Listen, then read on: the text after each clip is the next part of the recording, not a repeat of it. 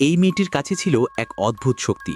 সে সেই সব আত্মাকে দেখতে পেত যাদের আর কেউ দেখতে পেত না। একদিন ক্লাসে টিচার সবাইকে দাঁড়াতে বললেন, কিন্তু শুধু মেয়েটিই দাঁড়ালো। বাকিরা অদ্ভুতভাবে তার দিকেই তাকাতে লাগলো। তখনই সে বুঝল সে ভুল করেছে, কারণ টিচার আসলে একটি ভূত ছিল।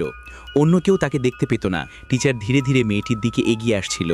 তখন মেয়েটি হঠাৎ তার ছাতা খুলে দেয়। বাকিরা তার এমন আচরণ দেখে ভয় পেয়ে চিৎকার করতে করতে ক্লাস থেকে পালিয়ে যায়। মেয়েটির নাম ছিল লিসা, কারণ সে ভূত দেখতে পেত বলেই সবসময় তার সাথে একটি ছাতা রাখত।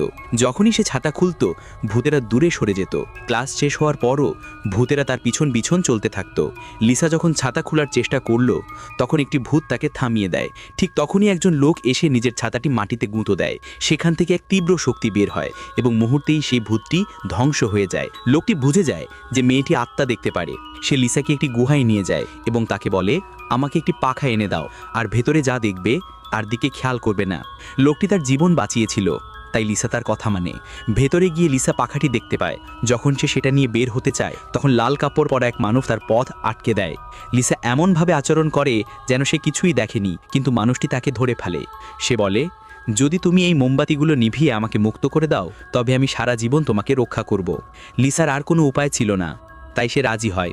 মোমবাতিগুলো নিভাতেই মানুষের শরীরে মন্ত্র ভেঙে যায় এবং সে শত শত বছর পর মুক্তি পায়। সে বিশ্বাসই করতে পারছিল না যে সে সত্যিই মুক্ত হয়েছে। যখন সে চলে যেতে লাগলো, লিসা তাকে থামিয়ে বলল, দয়া করে আমার সাথে থেকো, আমাকে রক্ষা করো।